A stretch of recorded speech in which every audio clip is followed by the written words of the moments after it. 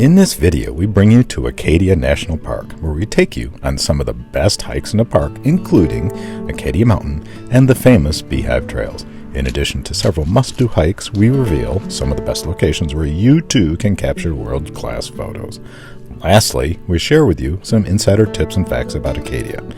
While Acadia's coastal landscapes and forested mountains were formerly a retreat of America's most wealthy, today these gems are preserved and shared with us all. So settle in, grab a drink, and enjoy this video of America's first and arguably the best national park east of the Mississippi. Acadia is a large complex of 3 separated landmasses that are accessed through different paths. Complicating this is the bevy of ways that the park can be explored and enjoyed. In simplest terms, it can be overwhelming to decide what to see and how to go about it. One place that must be visited is Cadillac Mountain, and this is the first choice on our list of places to visit. And you had to have a reservation. The favorite time frames to visit are not surprisingly daybreak and sunset, and during these times, parking becomes quite challenging. The National Park Service now limits the number of vehicles that can enter by time. Automobiles are required to purchase an access pass that is tied to a specific time. The reward at the end of the 3.5-mile road is a full 360-degree view across the easternmost segment of Mount Desert Island. Atop the mountain, there are 2 parking lots. The farthermost lot offers a complete, unobstructed perspective of the island, and, in my humble opinion, this is where you'll find some of the best views within the park, extending out to the Atlantic Ocean shoreline and beyond. It's here that your first set of great camera shots can be made. The lichen-covered granite provides great close-up color and contrast.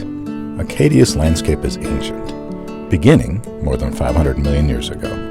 A complex of metamorphic and sedimentary rock created through tectonic and volcanic activities and further reworked through the various forces of erosion and relocation. Atop all of this, the region has undergone several ice ages, which scraped away soil and reshaped the lands through its movements. Materials carried at the base of the moving sheets of ice polished the mountains and left long scratches or striations and created crescent-shaped gouges in many places. The result is that from the top of Cadillac Mountain, you see some of the oldest and largest granite bodies found on Mount Desert Island, dating to some 420 million years ago. The world's a rock. While Cadillac Mountain is a must-visit location, the road leading to it is not always open.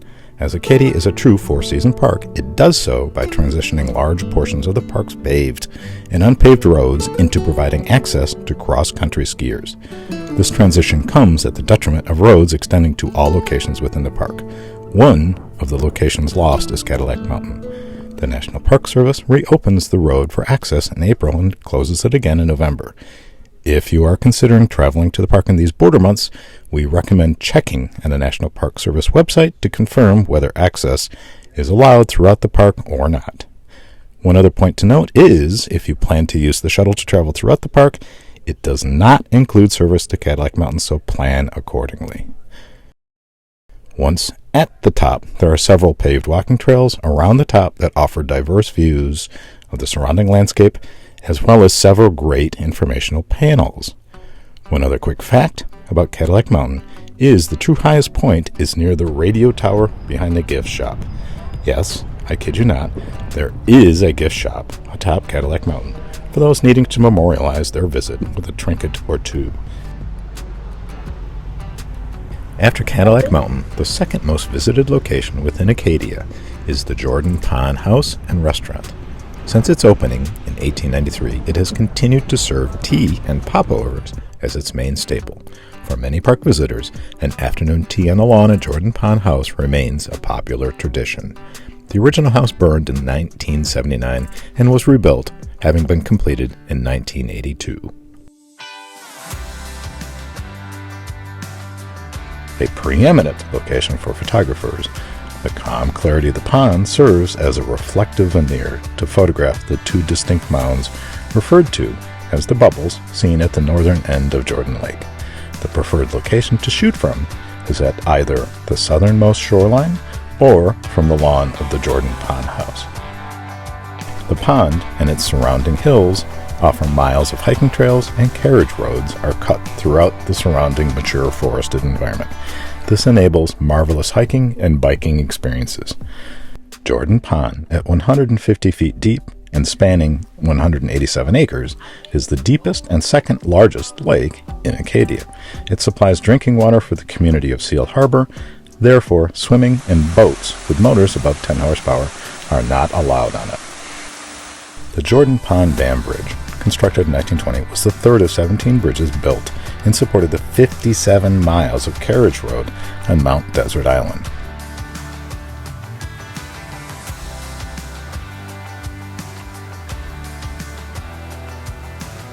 Alright, time to catch up. The Acadia Mountain Trail is often regarded as one of the best overall hikes within the park. While clearly not as thrilling as the Beehive Trail or the Precipice Trail, there are incredible views throughout the hike. There is also scrambling over boulders, and there is even an element of surprise with the undisclosed waterfall of Man-o-War Brook dropping into the Somme Sound. Add to it the budding color fall foliage splashed throughout the hillsides, and you have the settings for an unforgettable hike. While the Acadia Mountain Trail also resides within Mount Desert Island, it is separated from Cadillac Mountain and most other points of interest that people associate with Acadia National Park by the Somme Sound. The Somme Sound separates Mount Desert Island into two nearly equal halves, resulting in Acadia Mountain residing on the western half.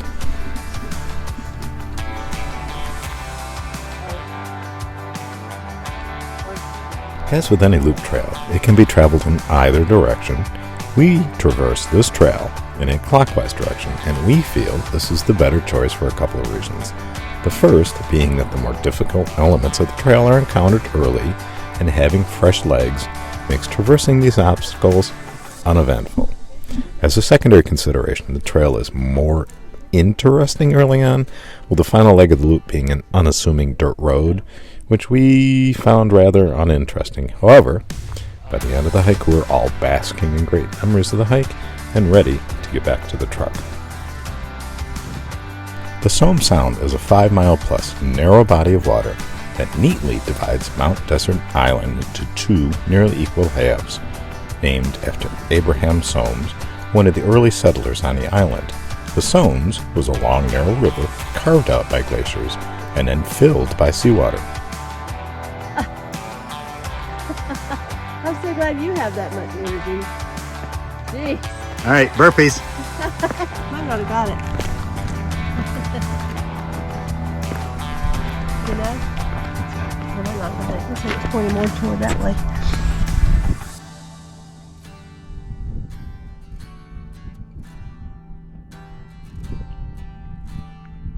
We are not alone.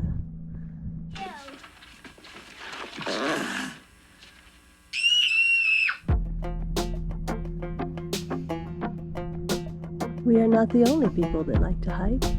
There's a few more.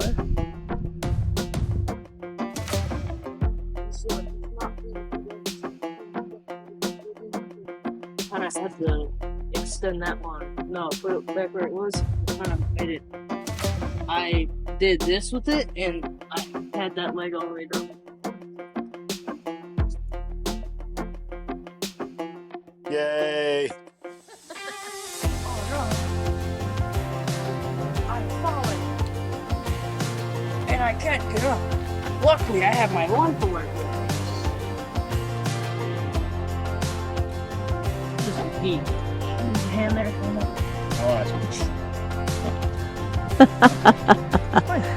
Come on, Gramps. Look at Lucas. I want to know if you had gone down the other way, that like you told me to go. I want to see you go down the other way. Huh? I want to see him try to come down that backward.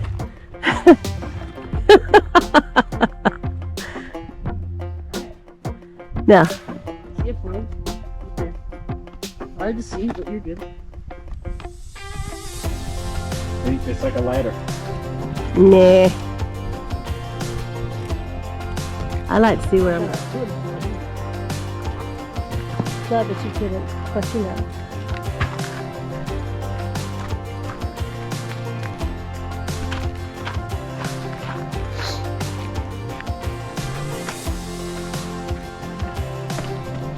Yeah, I bet I didn't love that.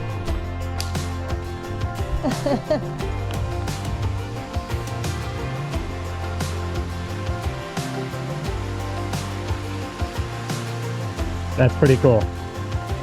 Lucas, be careful. Where are you going?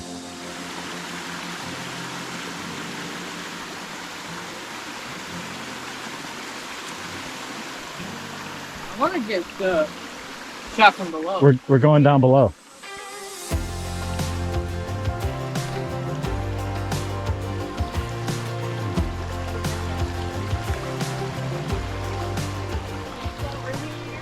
Over here.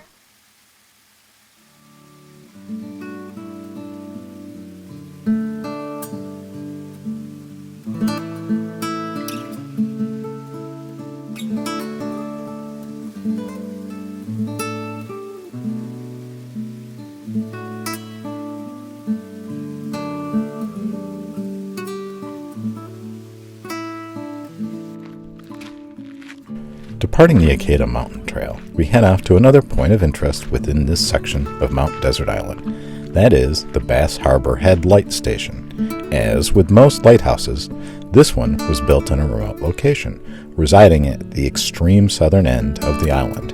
The iconic lighthouse is one of the most frequently photographed spots within Acadia National Park, as it stands majestically upon the rugged shoreline, informing maritime travelers of their location. Ironically, the light station, originally constructed in 1858, was formerly managed by the Coast Guard, and it wasn't until July 2020 that the facility was transferred to the National Park Service for continued management.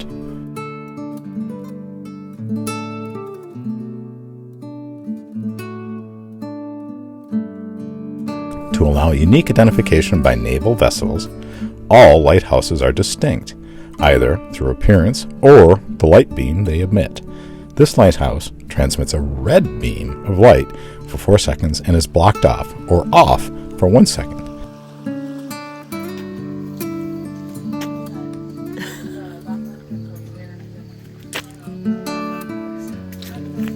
It's gonna be on there, I guarantee you. Next day, we are again visiting the eastern half of Mount Desert Island, with our first stop being the Wild Gardens of Acadia. The timing of our visit is in the late fall, so much of the garden is now in its final stages of life before going dormant. As a result, there are very few flowers in bloom. The design of the garden is to create a microcosm of the various environments that exist throughout the park. Within this garden, there are 13 different plots, with each representing a specific ecological location, such as seaside or forest or river. Isn't it pretty?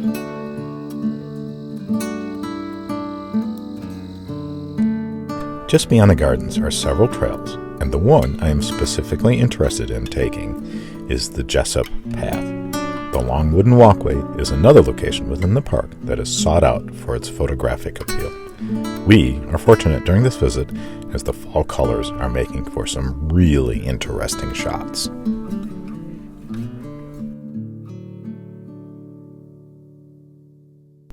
Of note, the park's original superintendent, George Dorr, owned this land and donated the lands to the National Park System.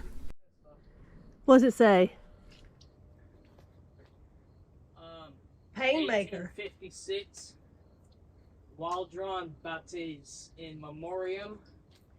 NMCMX Pathmaker. Path? I thought it said pain maker from here.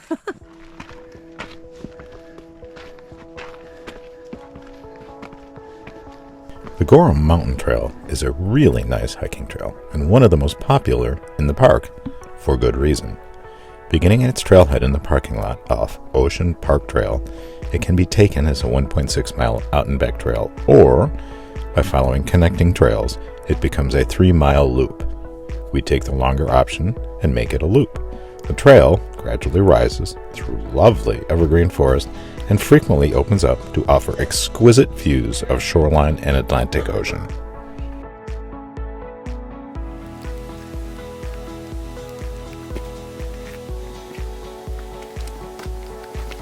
I have no idea what's going on here.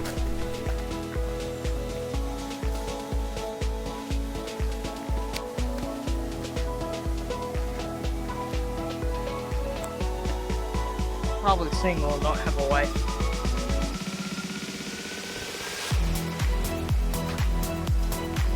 Oh, look at that ship going towards the shore. We transition to the Bull Trail on the backside of the hike. This section of the hike offers a nice view of Beehive Mountain. Amazingly, we can hear people talking on the Beehive Trail from this distance. The final stage of the trail turns into a rocky walkway just prior to reaching Park Loop Road.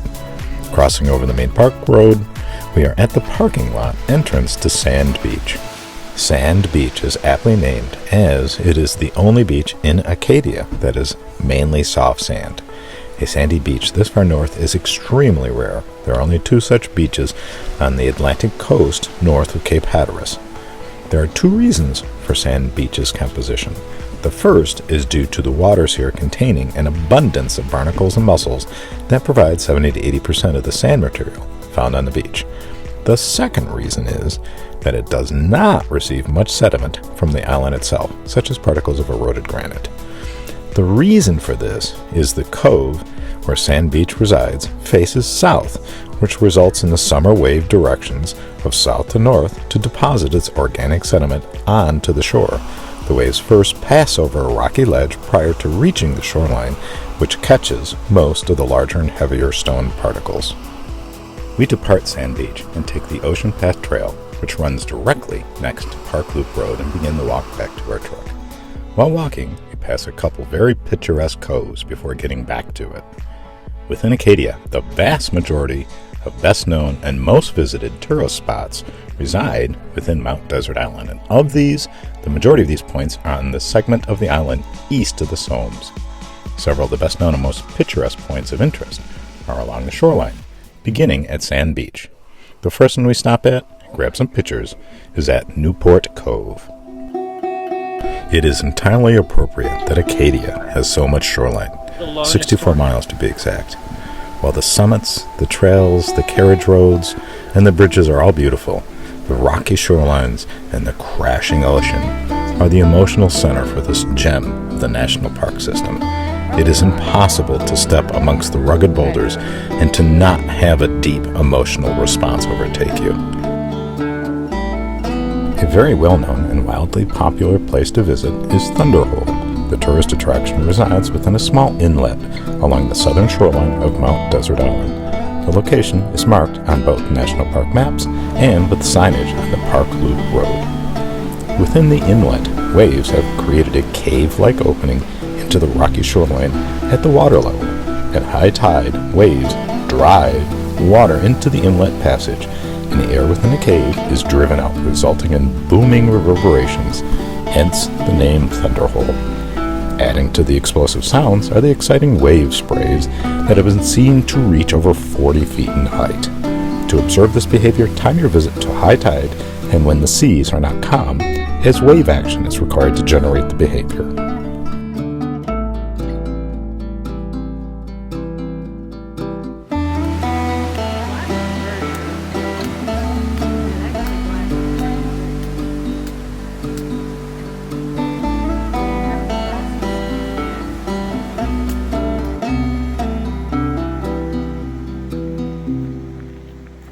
Farther on down the coast are 2 of the best spots in the park for capturing amazing shoreline photography.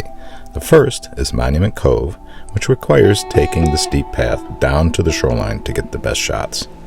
My favorite spot is Otter Point, which also requires taking a short hike down to the shoreline and then out onto the rocks.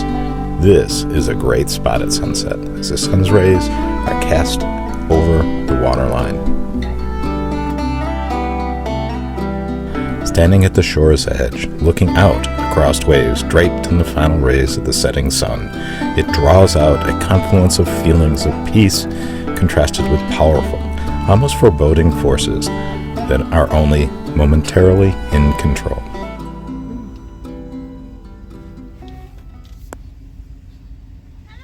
Hello, how are you today? I am doing swell. Thanks. Yourselves? Very well, thank you.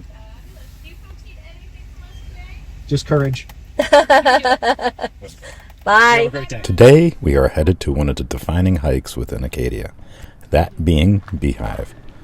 Also, residing within the eastern land block of Mount Desert Island, the views from the summit are extraordinary. However, this is not why the hike is always listed as one of the top 5 hikes to take when in Acadia. The trail runs nearly straight up and right along the edge of a granite monolith. Tackling it means suppressing fear and ascending metal ladder rungs as well as scaling walls of boulders. These things are awful. These things are awful in icy weather. They are very dangerous. Well, in icy weather, I feel like They should be closed. you just call a helicopter. They don't close it. She's too confident. No, she's not. She's being very careful, Lucas. You're good. There's nothing to worry about behind you. You're just good. It said that we weren't supposed to go back. Is there another way to get down this? It's a loop. Yeah, it's actually much easier to go down than it is to come up.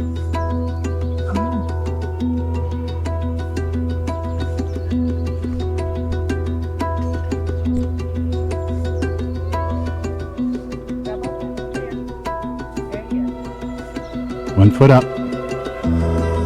Knee down. Push out. There you go. Good job. I have to limit capturing video because I am nearing the top. I need both hands to safely accomplish the climb. Patty has no fear whatsoever on this hike, but Lucas has to push himself to the top. The key to overcoming it is to never stop and to focus on where you put your next step.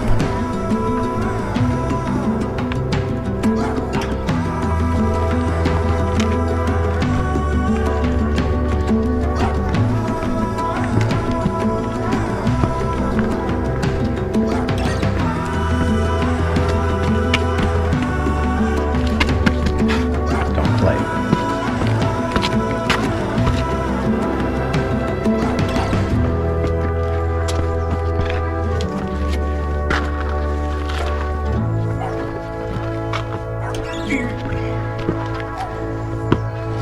You're almost there. But you're almost to the hard part. I mean, you're almost done the hard part.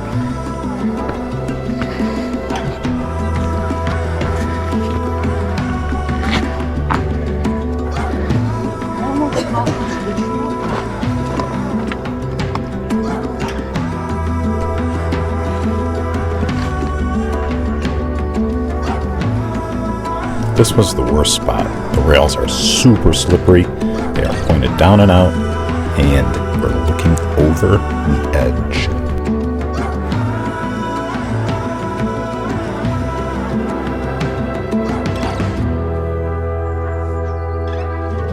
The backside of the hike descends to a small lake called Bowl Lake. It is glass smooth, and the reflective surface and surrounding forest offer a serene resting spot in the middle of the hike.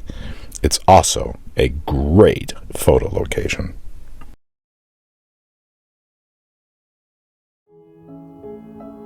Because our time in Maine is running short, we take some time to explore our RV park and the places around us.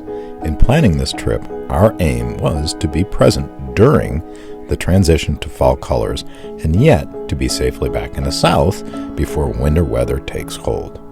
Besides the close proximity to Acadia, one other really nice facet about the park we stayed in was there were several walking trails that connected directly into the park. While walking within these trails, we stumble upon a very old mausoleum. Interesting. I wonder what their story is. Leaving the tomb, we continue our walk and stumble upon a croquet club. I have to say, I found it quite interesting and took some time to watch the people knock it around. Lastly, While driving to and from Acadia, we came across several oddities that we felt were simply worth sharing with you.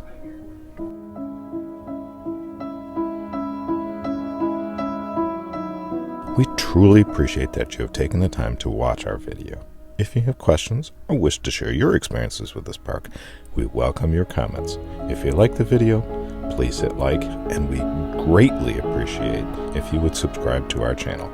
Thank you again, and have a great day.